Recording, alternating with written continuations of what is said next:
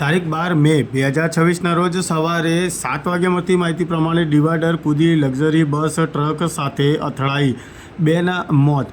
મહેસાણાના મોટી દાઉ પાસે ગમખાત અકસ્માત સર્જાયો છે, જેમાં 13 મુસાફરોને નાની મોટી ઈજાઓ થતાં સારવાર માટે ખસેડવામાં આવ્યા છે. મહેસાણા રાજસ્થાન હાઈવે પર મોટી દાઉ ગામ નજીક મોડી રાત્રે એક ગમખ્યાત અકસ્માત સર્જાયો હતો. પૂરપાટ ઝડપે દોડતી એક લક્ઝરી બસે ડિવાઈડર કૂદીને સામેથી સાઈડમાં આવતી કેળા ભરેલી ટ્રકને જોરદાર ટક્કર મારી હતી. આ કરુણ ઘટનામાં 2 વ્યક્તિઓના ઘટના સ્થળે જ મોત નીપજ્યા હતા.